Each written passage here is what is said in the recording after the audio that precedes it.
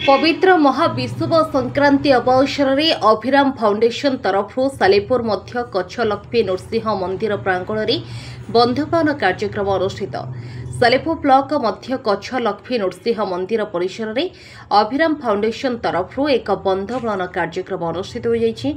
अभिराम foundation पक्षर वृक्षरोपण और रक्तदान कार्यक्रम अनुष्ठित अनेक आगुरी होइछि। ए कार्यक्रम में अभिराम फाउंडेशन अध्यक्ष धर्मानंद साहू वृक्षरोपण और परिवेश सचेतनतार वार्ता देइथिले। ए कार्यक्रम में अनेक लोक सामिल होई परिवेश सचेतनता वार्ता देइथिले। मोदी अभिराम फाउंडेशन संपादक मो ना सतीश कुमार महांती। आम एक्चुअली अभिराम फाउंडेशन लक्ष्य हूँ वृक्षरोपण कार्यक्रम आगक नवा। आज आमर पणा संक्रांति उपलक्षे आम समस्त आज बंधुमिलन आयोजन करूँ। यही आम आलोचना करूँ कि आगामी दिन में कौन कौन सब कार्यानुष्ठान दिज्व नहीं। सालेपुर माटी एक्चुअली आम एटा सालेपुर आरंभ होती। सालेपुर माटी कार्यक्रम समग्र ओडिशा को व्यापीब। तेणु सालेपुर हूँ यार मूल उत्स। आ सालेपुर विभिन्न युवक संघ और स्वच्छासेवी संगठन आमको विभिन्न प्रकार साहाय्य सहयोग हाथ बढ़ाई। ये सारा ओडिशा को कार्यक्रम व्यापीब।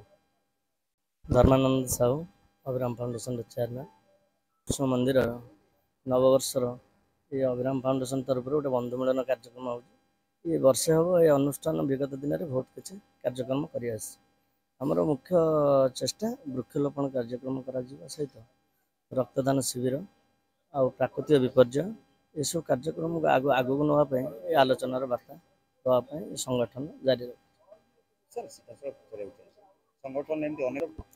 विगत दिन में जो आम कोरोना होता ऑक्सीजन एत सर्टेज रहा जहाँफल कि आमको बचार समस्त कष्टदायक है। ऑक्सीजन मिलला ना फॉरेन कंट्री को आम जो फॉलोअप करवा जहाँफल कि ऑक्सीजन एत अभाव ऑक्सीजन समस्त घरे गोटे गोटे रखिले। ये प्रकृतिर निहाती प्रकृति की आम सुदृढ़ कर आवश्यकता रही। प्रकृति रही प्रकृति बंचले आम बच। मो ना सुशांत पड़ियारी घर महाजनपुर। आज बड़ा सौभाग्य दिन पवित्र हिंदू नववर्ष। प्रथम आपण मानक शुभेच्छा। ये अभिराम फाउंडेशन को बहुत बहुत धन्यवाद।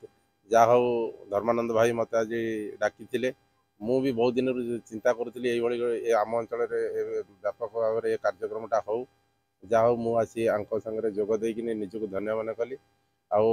मु भावुची ये कार्यक्रम निहाती हवा आवश्यक कारण मन हूँ रामनारायण पंडा। आमर ये जो पणा संक्रांति रे जो बंधु मिलन कार्यक्रम आमर अभिराम फाउंडेशन तरफ करा जाइछि। आमर एक्चुअली अभिराम फाउंडेशन जेबेठू आरंभ हैला ताकू आमर धर्मानंद साहू नेतृत्व में से फाउंडेशन आमर आरंभ होइछि। से होचंती आमर ए फाउंडेशन से होचंती चेयरमैन आउ तांकरी नेतृत्व में ये संगठन आरंभ होइछि एवं सेटा भी कार्य करुछि। संगठन विगत दिन में बहुत किसी कार्य करिछि एवं आगामी आगु को बहुत किसी कार्यक्रम करिवार भी लक्ष्य रही।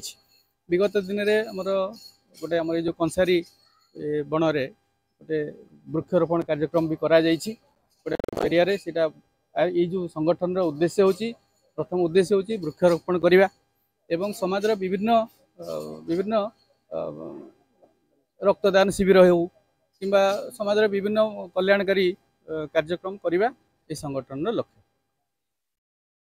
कटकरू राज्य प्रतिनिधि इंजीनियर संतोष कुमार स्वाईं का रिपोर्ट। देख ओडिशा देख आमे को प्रति ओडियार कथा।